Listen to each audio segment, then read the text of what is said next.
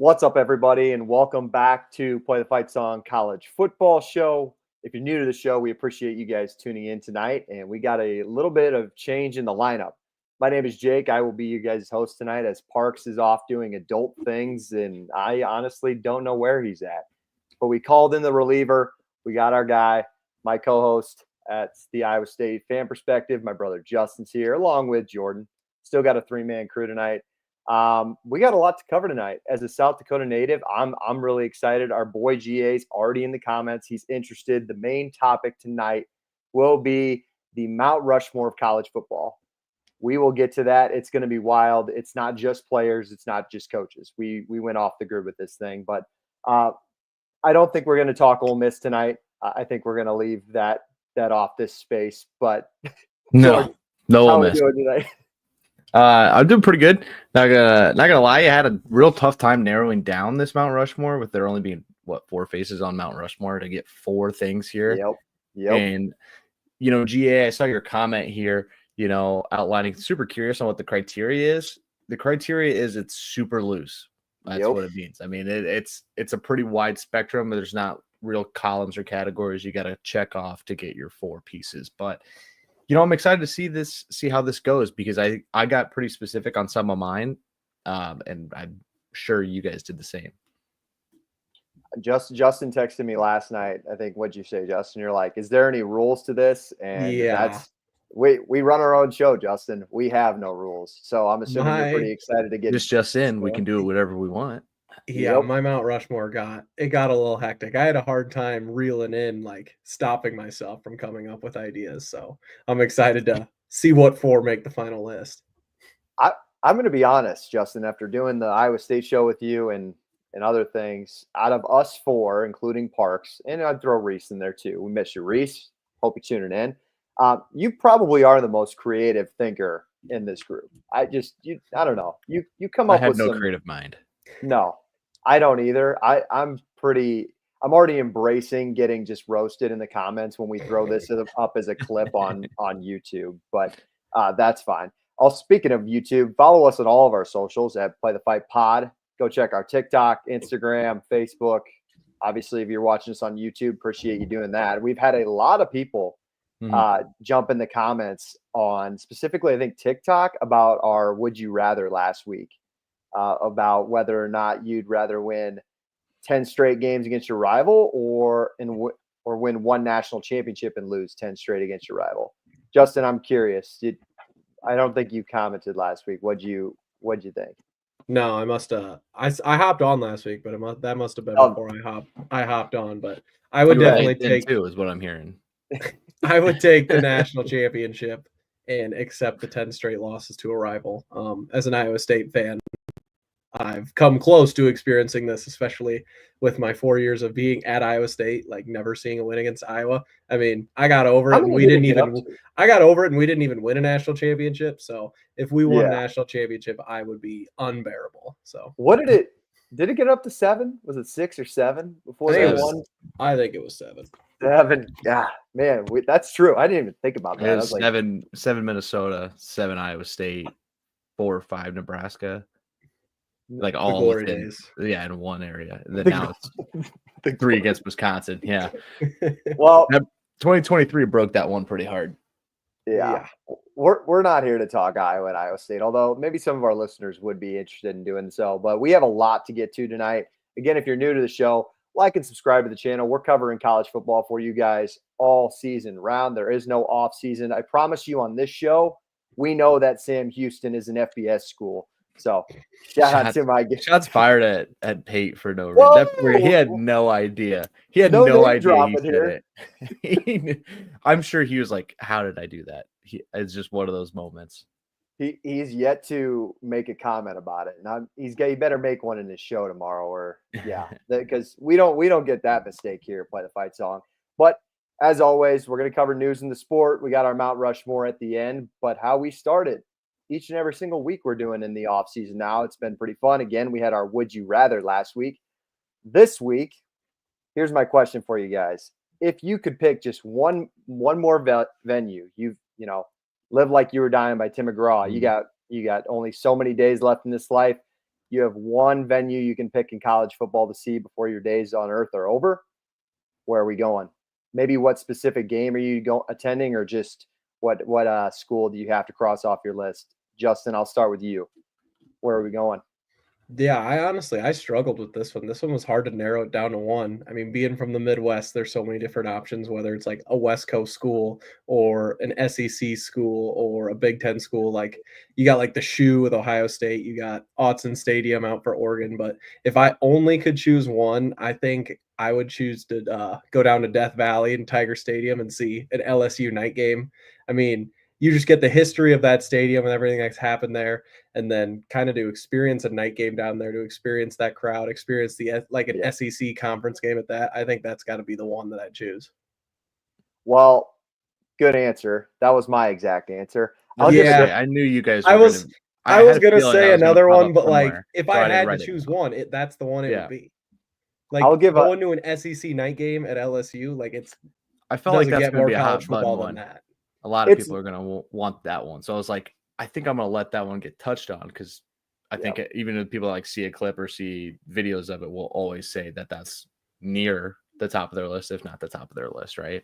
I don't. Yeah, all the national heads, like the big guns, like they say that's it. Like you've got to experience that. That was like the only reason. Just I valued people who I trust and like people I listen to all the time and their opinion on it. And if the same people are saying it all the time, that there's nothing like Death Valley at night, it must be true. I'll say I'll give a different answer, but I will rephrase my question just for YouTube and Instagram, TikTok purposes. Jordan, if you had one venue you could attend for the rest of your life in college football, where would it be?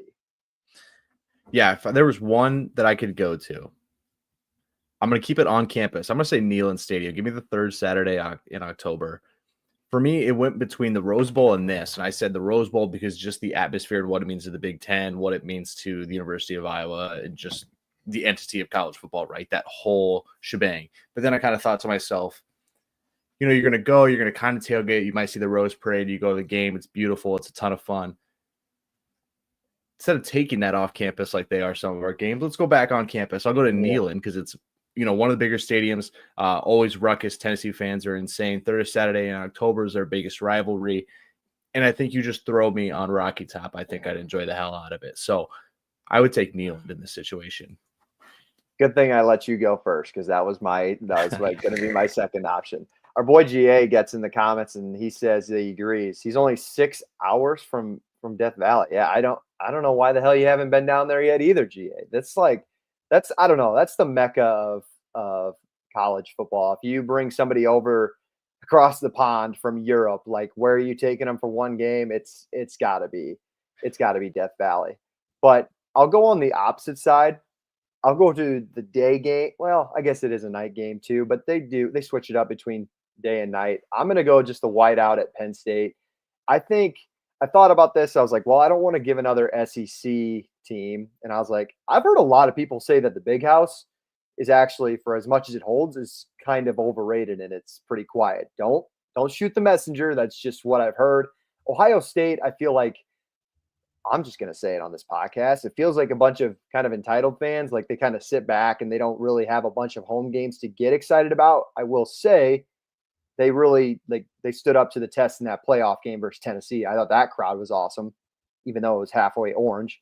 The backyard brawl, Cobra Crimson Guard says in the comments, we went down to, me and Justin went to Morgantown last year. It wasn't no backyard brawl, but Morgantown's definitely a recommendation. But I think Penn State's got to be the best atmosphere in the Big Ten. Just like, I think those guys are always up for it, no matter who they're playing. And they had an 11 a.m. playoff game against SMU where they pretty much knew they were going to rout them. And they showed up and they were loud and rowdy and they still loved their whiteout, even though it was a noon kickoff. I mean, you say that Penn State does have the best home field advantage in the Big Ten. I mean, the shoe has still got to be up there. Not home field advantage. I'm just saying like atmosphere, because obviously it's not true. That atmosphere for the Ohio State Tennessee game, although that did have a bunch of Tennessee fans there, that did look like it was quite the atmosphere, especially with how hot Ohio State started out. If there was, since we're staying on the topic, give me an underrated one. Like, let's stay out of the blue bloods. Let's stay out of the SEC. Justin, I don't know. I'll throw it back to you. Is there one that maybe people don't necessarily think of that you're like, I would love to get to that I may ever? I don't know if I'd say it's underrated because especially with how good they were a year ago, but I'd say Husky Stadium out in Seattle. Yeah. I think seeing that stadium in person would be really cool. How it's right on the water. Everyone says it's one of the loudest stadiums that you could go to during a big game. So I think seeing what that one's all about, getting out to the West Coast, obviously not something we're familiar with, would be a really cool experience. Jordan, Give me Doak. I think Florida State would be a ton of fun.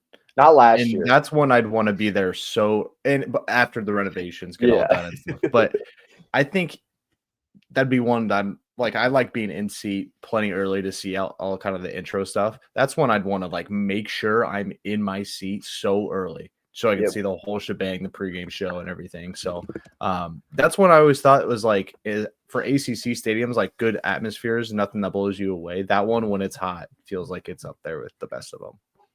That's a good pick. A night game there too seems pretty sick. But there was nothing more depressing than that. I just think of the Memphis game this year. I don't know if you guys watched that one when Memphis went to Had Florida money on State. Memphis. It was beautiful.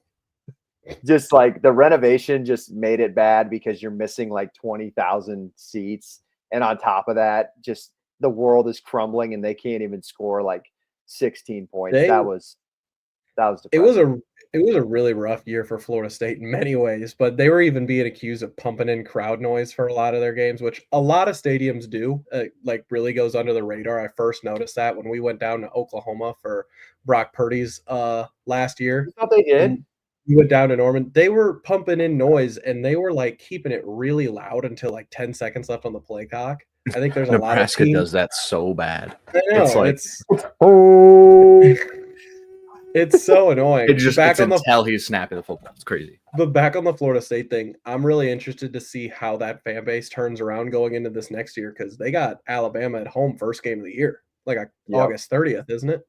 Yep. Yeah, they do host Alabama, so they gotta get right off the mat, and I think that's two desperate teams starting off the year. I think that's a great matchup. For me, lastly, I would just say like there are a lot of underrated Big 12 environments that I think don't get enough recognition that still show a lot of fan support. For me, West Texas, although somebody in the TikTok comments let me know West Texas is not Lubbock, just okay. But Lubbock, Texas, I gotta get there before. I agree. That was one I had thought about too. I thought Lubbock would be a ton of fun. So good. Lubbock's not considered West Texas. That's what somebody in TikTok in the comment they told me. Because it's not Lubbock. Because the Lubbock's in the Panhandle. That's what they said. Something like that. Lubbock is. I mean, when does the Panhandle start? Does it start down? You literally. Side? I'm just saying that's West Texas to me. No, you cut the state in half. It's west. Like I don't. But I don't think they I don't think they just cut it in half and call it West Texas. I think they have like 6 different parts of Texas all sliced into different odd shapes and sizes and colors. And TikTok, everybody's got an opinion on there, and they know. Some 10-year-olds heard somebody say that Lubbock was West Texas. He goes, "Nuh-uh, not what I learned in geography." Gotta love it. My entertainment for the day. All right, let's go into some other news for the sport. Couple of things tonight, GA. I think you're gonna like this one. I mean, I don't know. We'll see where we find this as we got a decently heavy Nebraska audience. It's got to be the first one we start with tonight. Tennessee and Nebraska cancel their series for 2026 and 2027. I think this was important because this goes beyond just these two teams canceling the series. I think this could be the future of college football. And are we going to get rid of all of these great non-conference matchups for good? I fear that we're in trouble of losing these matchups. JP, I'll start with you. What were your initial thoughts when you kind of saw a Big Ten and an SEC school cancel their matchup in the future? I thought this one had a lot to do with Matt Rule telling, like, what's the point of playing people? Not like Nebraska's been playing people anyway. I mean, they played Colorado a couple times. That's a rivalry.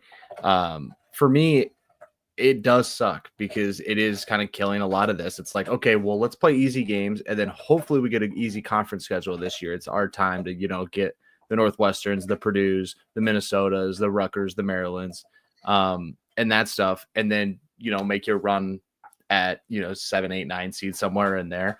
That's going to become the new formula for a lot of these schools, and it is a little like frustrating, to be honest, because that does matter. Like to compare these conferences and to see the college football sport as a whole and see the health of the sport and the conferences, you need to see these matchups. And now, like, early season matchups aren't everything. Things change drastically, right? We kind of watched. We thought Texas was going to be one of the best offenses in the country. They turned out to be all right after blowing out Michigan, right? But you still get a feel, and it's about these home and homes. It's about making the college football, keeping it true to its roots and not just outsourcing it. Even if you want to play these neutral site games, for me, I thought, like, it sounds like it was a Nebraska thing. Like, Tennessee's AD tweeted out that it was not them. It was Nebraska's decision. Matt Rule said he was going to do it. He went out and did it, stuck to his word. So I didn't hear him say that. What? I didn't hear him say that they were going out and canceling this game. I didn't hear him publicly. Well, he went out. He had that presser, it was about a month or so ago, where he's like, what's the point of playing these big games? Sure. Like, you get penalized for it. I don't really see the point in it. And so he cut the spring game pretty much. And then cuts this. And it's like, guy said he was going to do it. He went and did it. Well, you kind of I feel like a lot of coaches have been pushed into a corner where they have to do this thing. I don't love it. I think it's stupid, but what are they going to do? Like, I'd cheer for a school that doesn't do it, like, because we play a rival in state that is a power conference, right? And they don't want to add an 11th power game. So it's frustrating as hell, to be honest with you. Bad night for Parks to be sitting behind a keyboard as he's letting you know in the comments about an Iowa fan talking about strength of schedule. I think this I explained it. I said that's exactly what everybody in the Big Ten is going to do. They're going to, play their wins, and then they're going to wait for the year they get Northwestern, Purdue, Rutgers, Maryland. Like, that's what they do. The SEC schools will do the same. When they get Mississippi State, they get Vandy, they get Missouri, they get all these, or whoever on the schedule, and that's the year they're going to have a chance to go for it. That's what they're looking for. So, if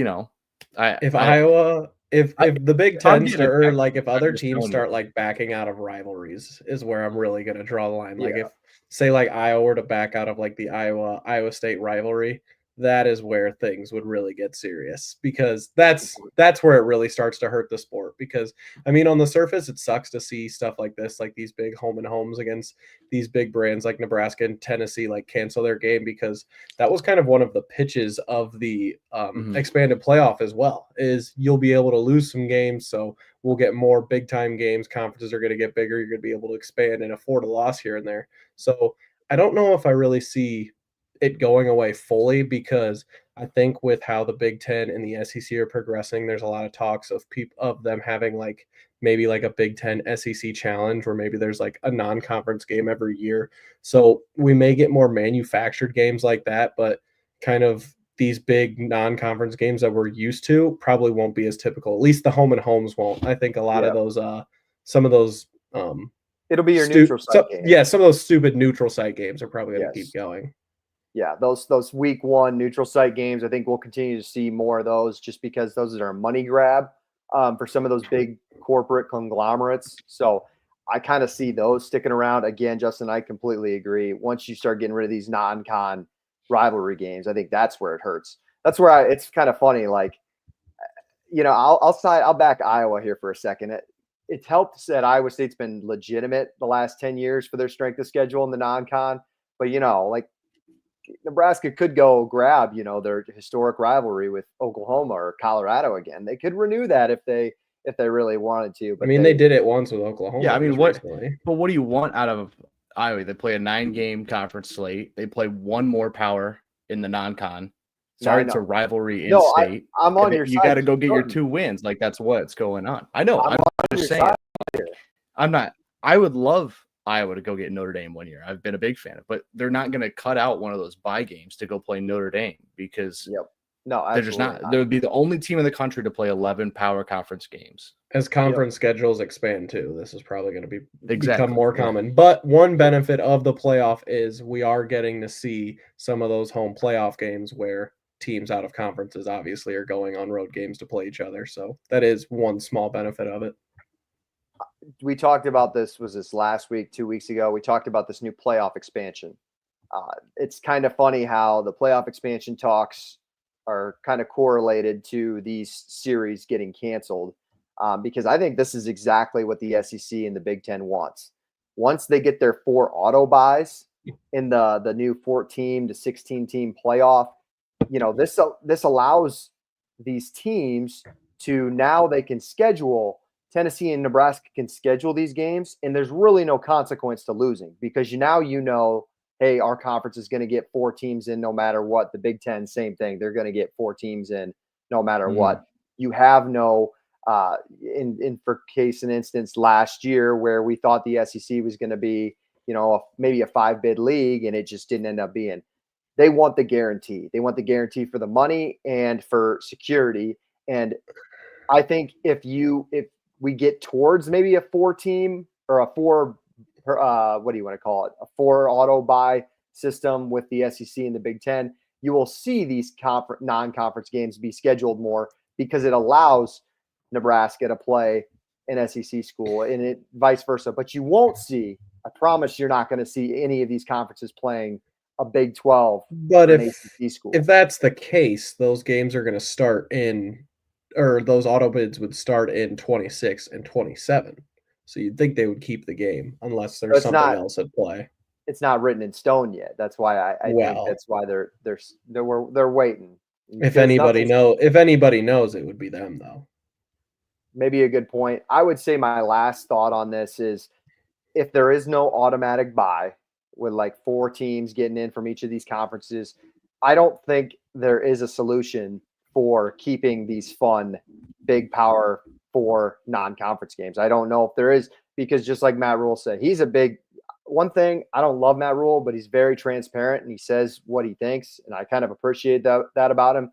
He's right when he says, what's the upside of scheduling some of these games? It's only going to tarnish your schedule when you're trying to get into the playoff.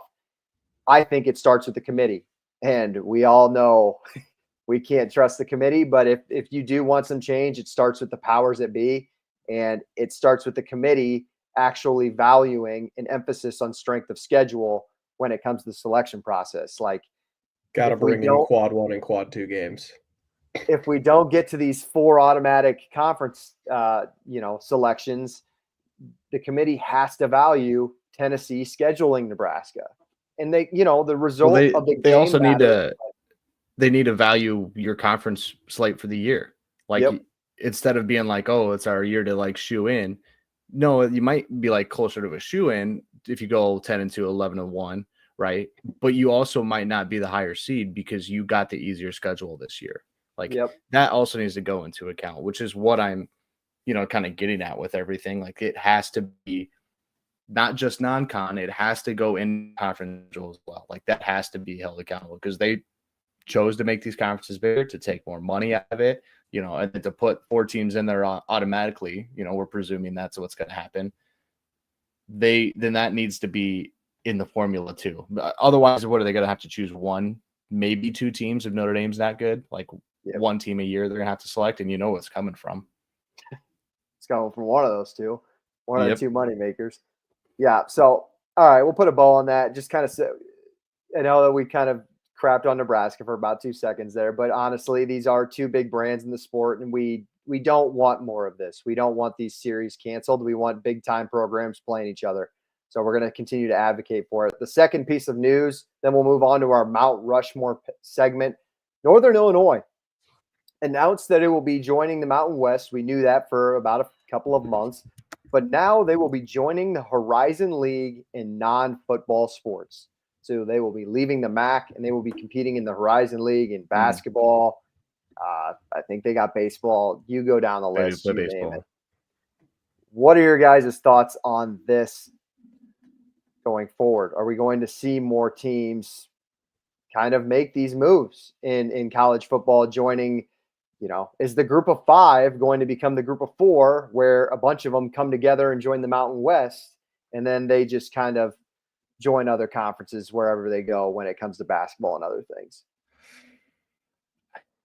This one's gross. I don't understand. I have to look at the fine print a little bit more and understand why the move to the Horizon. If there's an agreement with the MAC that falls through, or if it's just a burn bridges situation there. I'm sure it is. Yeah. I mean, you would think it would make sense. Like, it's a downsize, no? Oh, Less money for their other sports. sports, absolutely. We're getting in March, so we can spend 30 Yeah. seconds talking about college basketball.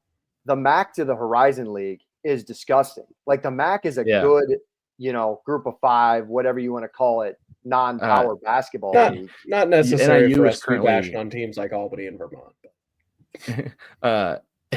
NIU is 5-22 at this moment, 1-13 in the MAC, so maybe they'll fit in. Not a great baseball school. League. The Horizon's a solid baseball conference, but it doesn't make sense to me. Like they don't work. Like you're just gonna bank on that football team really bringing in money here. Making money. That's all you're doing, because kids aren't going to want to come to play NIU to travel more and play. It's not that much more travel, but a little bit to play smaller schools in the Horizon, to lose natural rivalries within state. Like it's just weird to me. I don't really love it. And that's like my de facto MAC team, because it's our closest MAC school here. It's your de facto Horizon League team now. Yeah, apparently now. It's definitely not my de facto Mountain West school. So I don't really know what the situation is there, but I'm not a big fan of it. I don't understand this move. I mean, obviously teams are moving around for the money, moving around for football, and that works when you're a national brand like your Oregon or your Washington or your USC. It makes sense if you're a Stanford. I mean, it doesn't really make sense if you're a Stanford or a Cal, but you can at least do it because you're a national brand. If you're Northern Illinois, why would you I don't see why they would do this to their school and to their players and to their fans, really. I mean, for these smaller schools, I mean, all teams are relying on their fans and what their fans provide for the team, but this is just kind of selfish for them. Now you're asking them to travel multiple states for a Mountain West game, multiple states for sports for Horizon League games. I just don't really understand the benefit of it. You're making a little more money on top, but you're kind of destroying like everything about the team and about the program and about their history. I mean, people tune into college football games because they want to see Texas and Oklahoma or play like a Florida. No one's tuning in to the Mountain West because they want to see Northern Illinois play Boise State or something like that. I mean, I'll tune in to watch Mountain West because it's Friday night and I don't have anything going on, or it's Tuesday. I want to go watch the MAC. I'm not out there trying to watch Western Michigan versus Eastern Michigan or something like that. You're not watching for the brands, is what you're saying. No, and I think a lot of that is like not the pageantry, but the passion and the history of college football. I mean, for these smaller schools, that's some of the stuff that like they really rely on and really need. And once you tear that down, they might make a little money for a couple years, but this is just not something that's sustainable. One thing that I think is good, because we discussed this when like Oregon and UCLA went to the Big Ten, is like, what about those non-football schools that have to play on a Tuesday and they have to travel 3 time zones to play a basketball game on a Tuesday?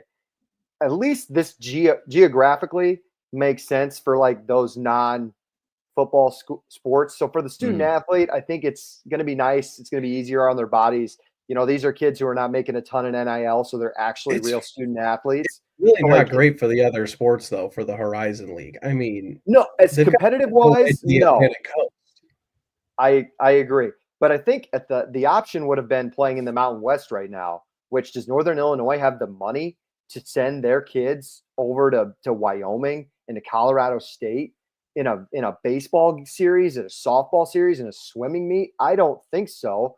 So they can put them on a bus and send them to God, who plays? They're not busing to the Horizon League. You got to look how far these states are.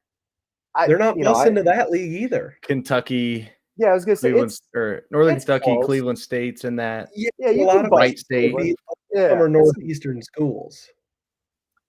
I guess the big point I was going to make is I think we will see more of this, and we kind of do, right? Like we already see Oregon State and Washington State playing in the West Coast Conference for basketball. It's just I don't envy these athletic directors right now. They're in a situation that's unprecedented, and I'm sure they are just flat out scared that they might just become a Division II team or an FCS school in a couple of years if they don't do something. So do I blame them for trying to go all in and making the moneymaker football? No, but I definitely don't think this will be the last scenario that we see kind of like this. I definitely see, and you'll see it too more because like in the Pac-12 now, we're kind of resurging and that kind of becoming of its own. So I don't know. Very, very interesting stuff. Jordan, are you trying to say something or are you muted? No, the dog is trying to say something, so I'm trying not The to. dogs. Hey, a husky's got to speak up for his. Well, he's a border collie, but like the breed, like the family tree of a husky's got to speak up for his NIU brethren. I didn't know All a border right. collie and a husky were in the same family tree. That's news to me. They kind of look similar. They're black and white. And That doesn't mean yeah. There's your dog knowledge for the day. All right. Moving on to our last and final topic of the night. Before we do that, we appreciate you guys tuning in as always. This is going to be the fun portion of the night where we are doing our Mount Rushmore of college football. Feel free to like the video, subscribe to the channel. We're trying to grow this thing to 1,000 before the 2025 season is here. You guys let us know in the comments. Hey, again, we made the rules. There are no rules when it comes to this Mount Rushmore. So let us know what your Mount Rushmore of college football is in the comments. I said in the notes, I said it could do anything with the sport. You could put most influential coaches and players. You could do a historic rivalry, a specific tradition, just basically anything that had monumental impact on the sport. That was my definition of it. How do we want to do this? We want to go one by one? I think so.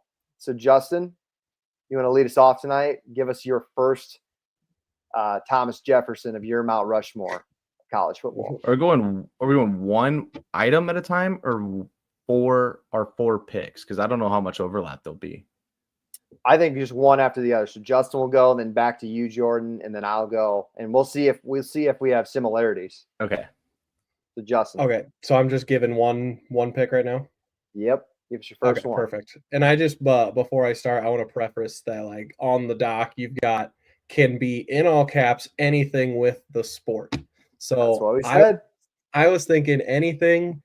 What is college football to me is pretty much what I was thinking. And the first thing that came to mind for me, that's going on my Mount Rushmore, is becoming bowl eligible. Although bowl games are starting to go away, bowl games are the backbone of college football. There is no greater feeling than becoming bowl eligible. It allows teams to set different standards and to have different expectations for their teams, and it's what makes the sport great.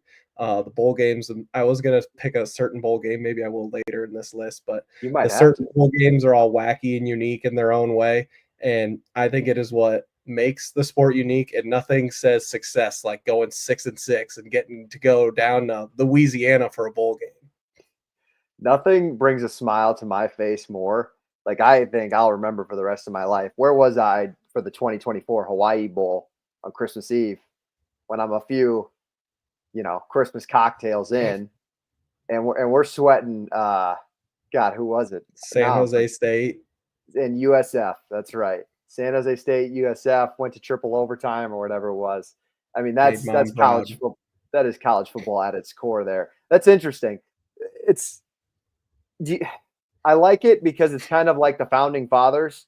That was over centuries ago, but still started our country. It's kind of funny. We'll look in the future of college football and how important is going to be bowl eligible to your program in a few years, but we'll have to wait and see. It was going to matter definitely a lot in my program. Yeah, absolutely. We celebrate 6 wins over here. That's how I grew up cheering on college football. That's what we grew up with. 2000s Iowa State. You become bowl eligible, we're partying. That's a good point. Jordan, can you lead off of that? How can you repeat that?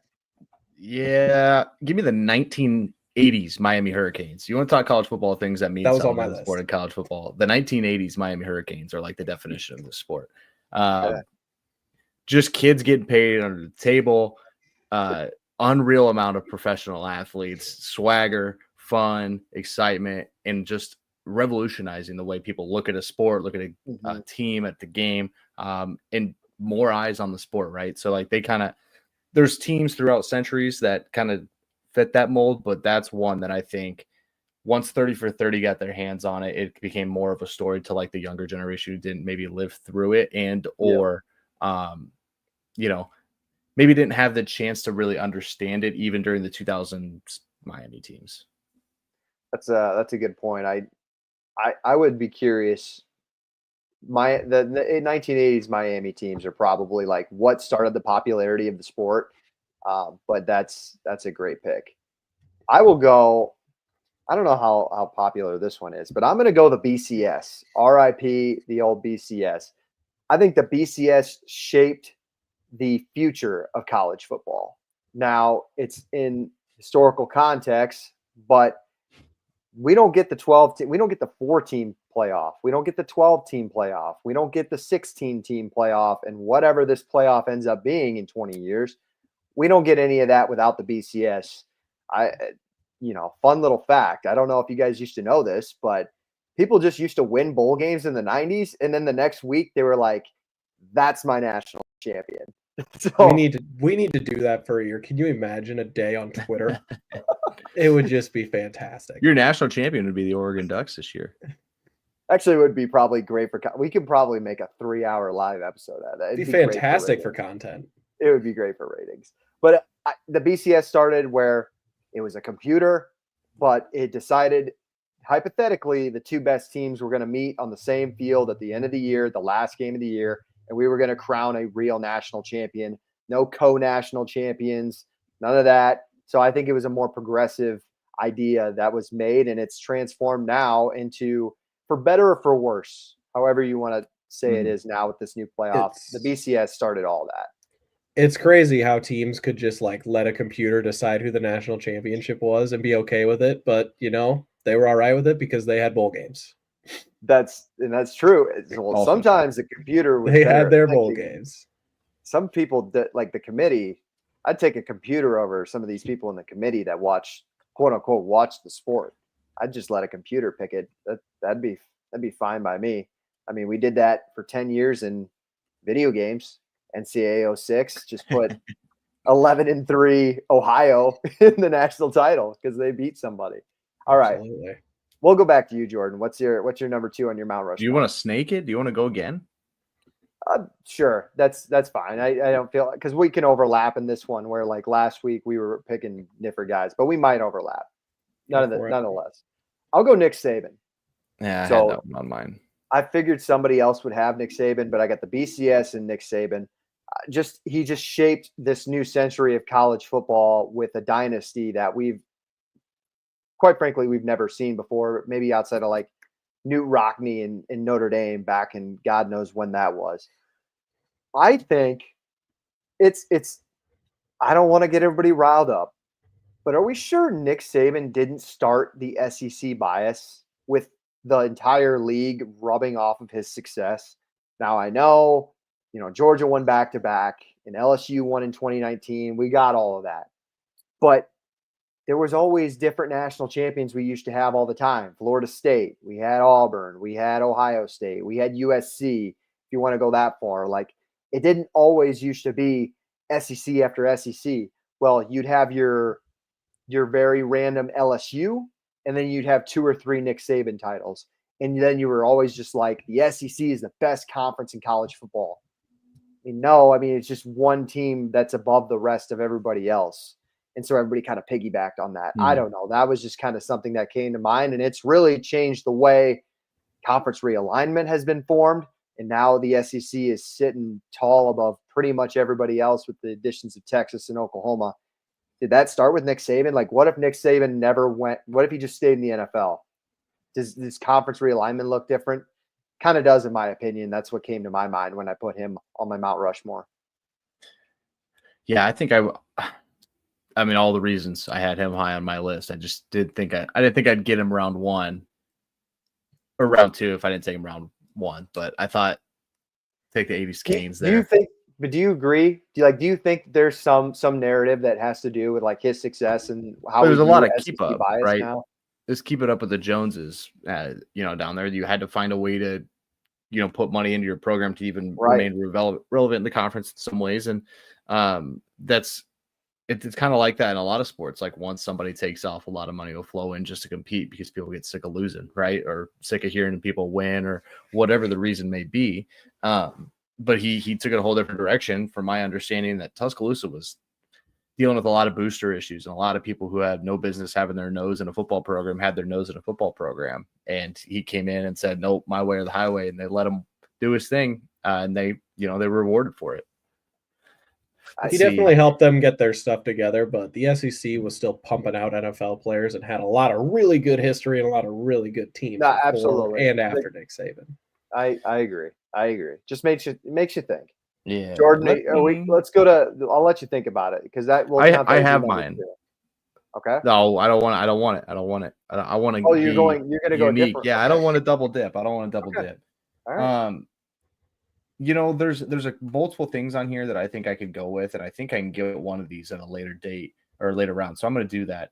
How about just conference realignment? Can you tell the story of college football without conference realignment? And it stinks that we're talking about it because I feel like we've been talking about it nonstop for the last 2 years after having a pretty good break in a lot of ways. But you can't tell the story of college football without, Iowa moving to the Big Ten, Iowa State in the Big 8. You got to talk about the disbandment of the Southwest Conference. You got to talk about the Pac-12 and its most recent demise. You got to talk about teams moving from the Big East to the ACC or independence into the Big Ten or all this different stuff. It's consistently moving and shaping the sport. But the sport at its core was a regional sport, and it just has changed and it's changed and it's changed. But you can't really tell the story of a school, a program, a conference, or the sport as a whole without talking about conference realignment, for better or worse.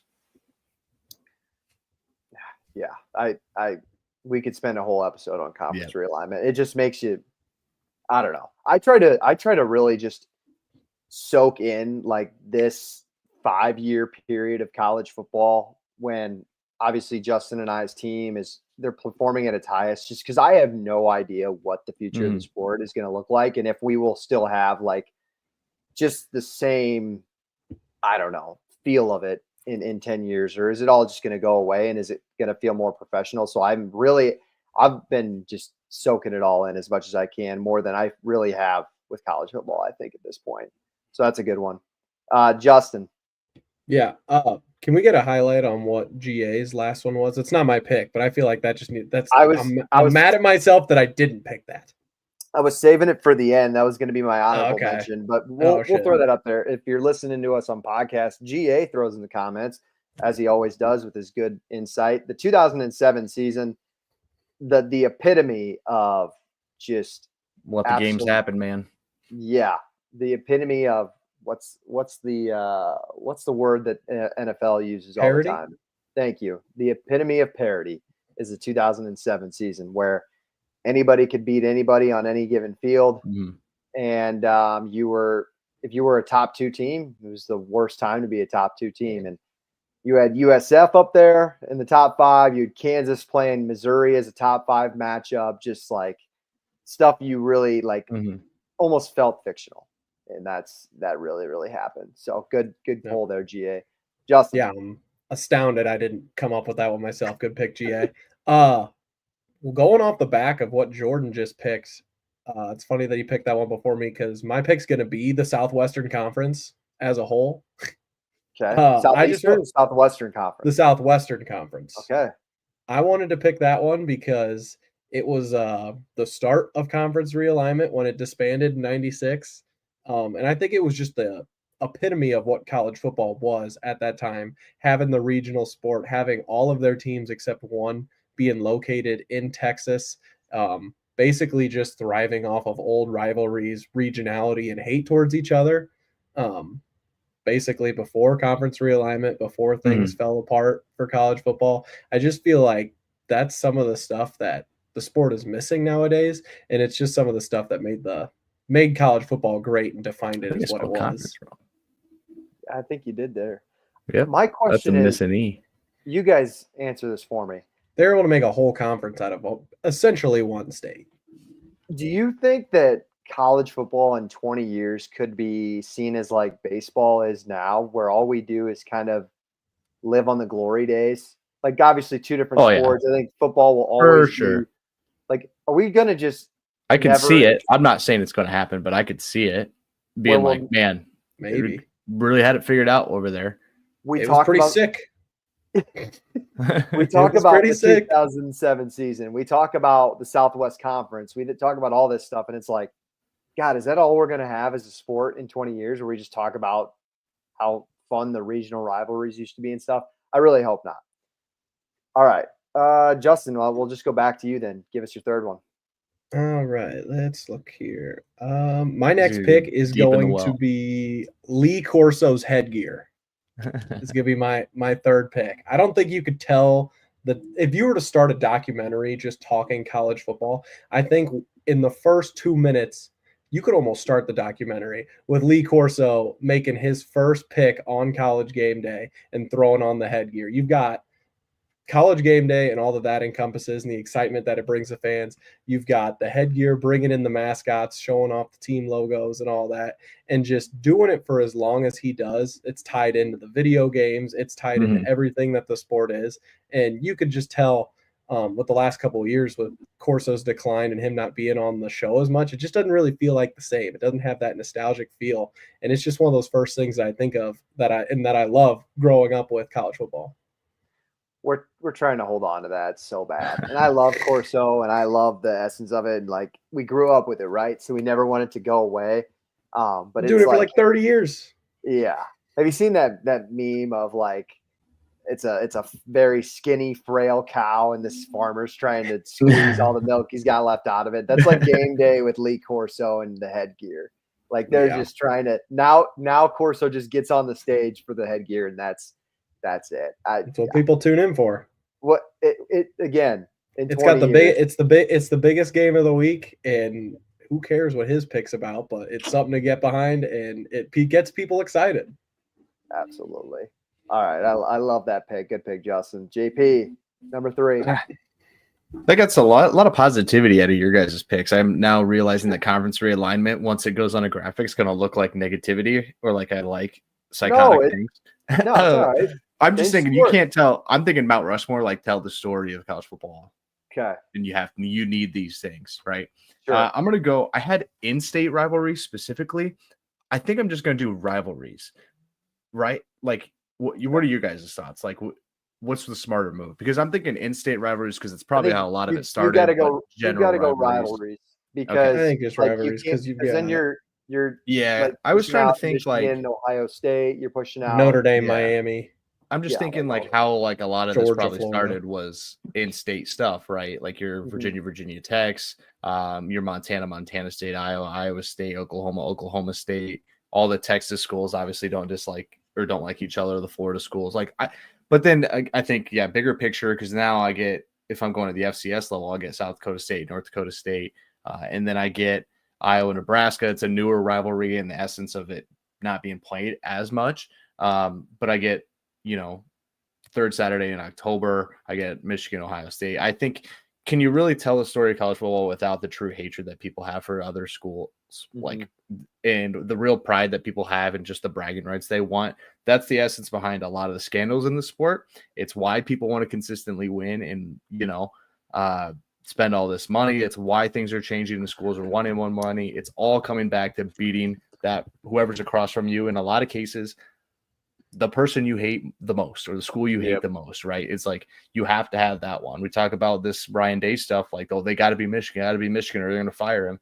You can't tell me they don't mean anything anymore because people are willing to fire a guy who just won a national title over, 3 straight losses. So I think rivalries here is a good pick because, I mean, I get pumped for the Brawl of the Wild and everybody gets pumped for random rivalries. We had a comment about the backyard brawl. Tell a story of college football without the backyard brawl. It'd be hard to do. Yeah, no, that's. I'm glad you said that. That's a great pick. It's funny because we all have NFL teams, but like Jordan, you're a Broncos fan, and obviously your rivalries with the Chiefs a little bit. You hate the Chiefs, but it's more so the people idea, around you, right? Now take that times a million 100%. When you live with all Iowa State fans in the state or Nebraska fans, like. If I lived with more as a Colts fan, if I had more Titans fans around me, maybe I would think the rivalry is a little more intense, but like you don't live with these everyday people most of the time. That's why these NFL cities love their rivalries so much, but that's it. So great point there. I love that pick. Justin, were you going to say something? No, I mean, rivalries are critical to the sport, and it had something to do with like me picking the Southwest Conference because all those teams are in the same state. Basically, have a rivalry with every single team in your conference, and the more we lose the regionality, We're losing a lot of these rivalries, although some of the rivalries are still intact, and they're obviously going to build more. No It's bedlam. that history that builds the animosity and builds the rivalry. And yeah, just like losing Bedlam, like it kills me. Like being part of the Big 12, I'm not even an Oklahoma or an Oklahoma State fan, but if we're willing to just get rid of games like that, like we're going to lose the sport as a whole. Yep, absolutely. Yeah. Hey. Nobody's yelling really about Oklahoma not being like, oh, well, we got to put Oklahoma State back on the schedule. But I got attacked for having Iowa State on the schedule. Don't worry. Just a brand difference. Oh, George. There's something to that. It's a college football show. We don't talk. We don't. I'm a little salty. I'm still a little salty about that. Nebraska fans, like you'd have thought they got fucking Texans, Patriots, Chiefs every weekend on their fucking. This is what makes rivalries great. This is great. That's exactly right, Justin. Well, it's funny because, like I said, they don't have to play Tennessee, but why don't they play one of their quote unquote rivals every year? They have. I mean, Colorado. They do the same thing Iowa does. They go grab Oklahoma. They go grab Colorado. Once every it's the same concept. It's just for ratings. It's just they make it sound like they have the hardest Big Ten schedule every year. Those were scheduled by Fox, not by Nebraska. Yeah, right. And you can go look at the Big Ten West schools. They've all played the same amount on the other side. We got the East-West. We got to stay on topic. If we're clipping this, people are going to think we're getting out of control here. I'll stay with Nebraska's rivalry, though. I'm going to put Ralphie on my Mount Rushmore, and you're like, why just Ralphie? Just Ralphie running. The live mascot. So live mascots it's one of the traditions that makes college football so unique. I thought about like would Bevo go up there? Would Uga is it Mike the Tiger in LSU? I'm trying to think of who's War Eagle. I thought about War Eagle. I thought about the Eagle, but I was like general live mascots. But I like the Ralphie specific pick because that's the best one to me. Like you have this Buffalo running 100 yards and back because your team, and then your team takes the field every Saturday. Like Bevo stands the sidelines and stuff. You had the Boomer Schooner. That's a good one too. But like Ralphie's running, and that's like they have the whole team that just trains every week for it. Like this is for a minute of a college football pregame, and we take that much passion into it. That's why Ralphie's on my Mount Rushmore. My last one. We haven't had a player yet. We got to throw a player up. It was between Manziel and Tebow, but I'm going to go with the guy with a little more higher character if he's going to be on my Mount Rushmore. We want guys with good image. Tim Tebow, in our lifetime, I don't think we've seen a more influential football player than Tim Tebow. Guys, he tried playing tight end for the Jaguars and played baseball for the Mets, and we still talked about him for like 5 years after he was done. That's because of how successful he was as a collegiate football player, how just influential and how, passionate he was to the sport. And like when people thought of college football, it was Tim Tebow. And he stayed for, he played all 4 years, right? I'm not mistaken that. He was a Heisman Trophy winner. He won a national championship. And then he had that little stint with the Broncos. But like we were squeezing all the Tim Tebow we could get out of him. And I think it goes back to just how great and how special he was in college football. Back to GA's comment, can't do the 2007 season without Tim Tebow. I know they didn't win a national title that year, but he was just as big of a part of it as any of them. And just that prime time era of college football. Can't do it without Tim Tebow, at least in our generation. It's great Jordan. Pick. Did you double dip there? Yeah, you did. You had Ralphie. Sorry, I was looking up GA's comment on whether or not Bison and Buffalo are the same thing. I'm pretty sure they're the same exact thing. But oh God, it does say that they are different. That Buffalo are actually from Asia. Let me pull this up, but it's a whole thing. It's the same thing. It's a little different. There you go. I'm not a zoologist or whatever you call it, but I thought they were the same exact thing. Apparently, they come from different continents and they're just different size. But we know college football, not Bison. Yeah, I love Buffalo, favorite animal. Don't know it's the same thing as a bison though. What I can tell you here is that with my last pick, I haven't picked any people, and I really had a tough time with that. And now I'm kind of thinking I'm backed into a corner. Do I really want to force it? Probably not. So what I am going to do is I'm going to take the tailgate parking lot, because there's a lot of vibes within this sport.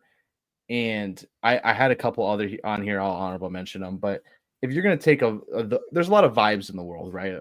Across all walks of life. They all give you different feels. You kind of, whether you feel included, maybe this is more your jam of like going to plays and stuff, more your jam going to concerts. Maybe you like just hanging out in a, one of the big city parks, like something in Dallas or New York, or whatever. Maybe that's your jam.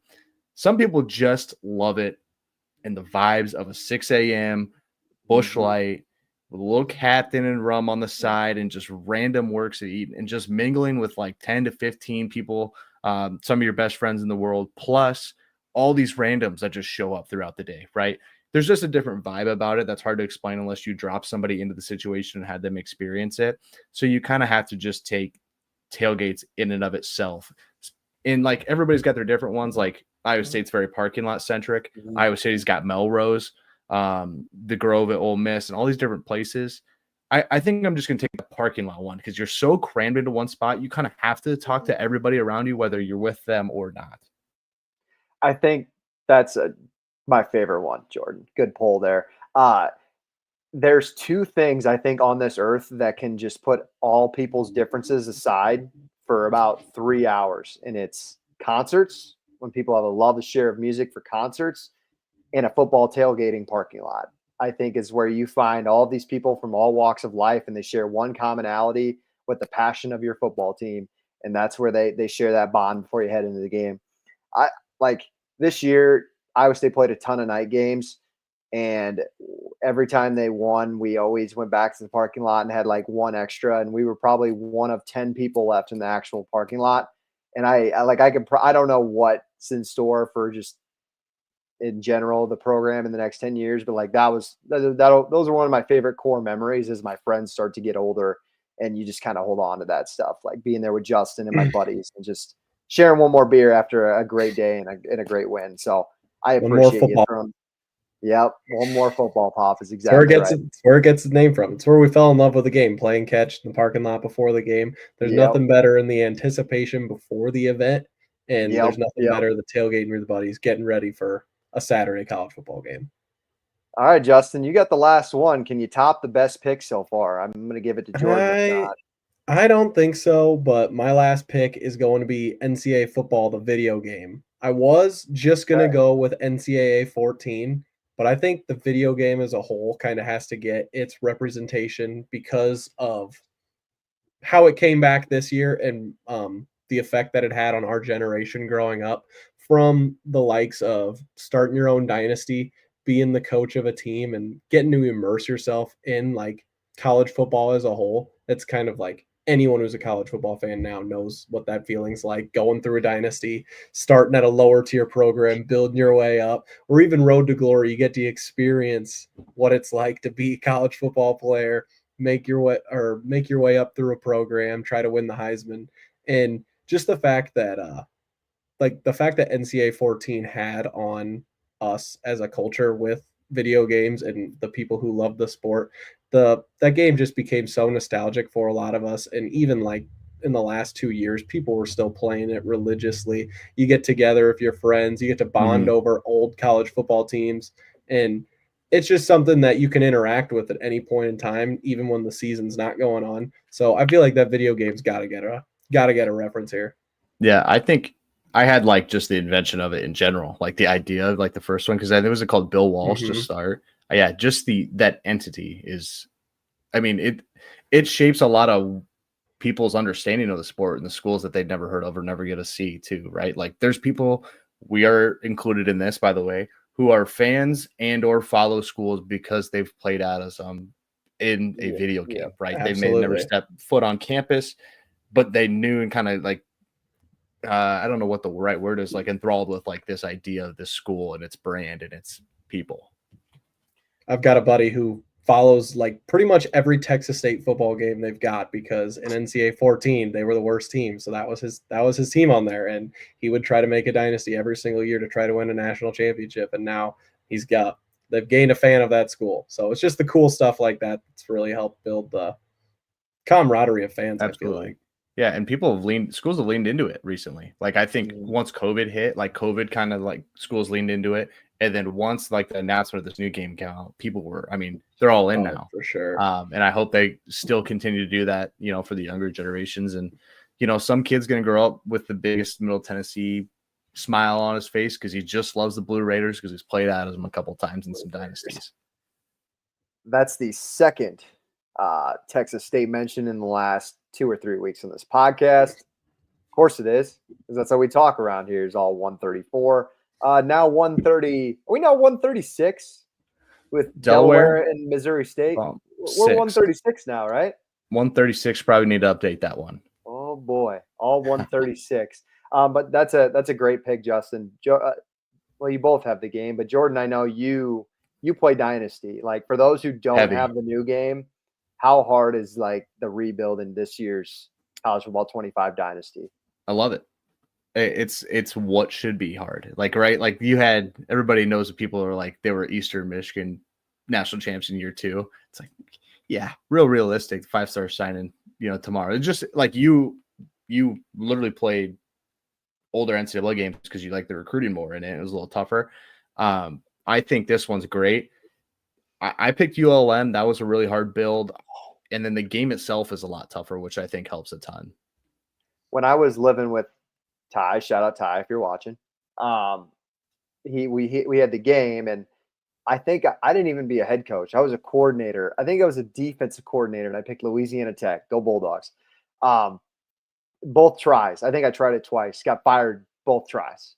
Maybe I was 2 different teams. I was fired before it was even over. Like the defensive coordinator job on, I think it was Heisman or All American. I thought like I could bring back my old skill that I used to have. It's nightmare fuel. It is nightmare fuel. It's so I now understand Gene Chizik on a personal level because winning at Iowa State is not an easy task. Well, Parks, if you're doing this, we'll have you just clip it. We're good there on our Mount Rushmore. That was fun. We'll do that. But I do want to mention this.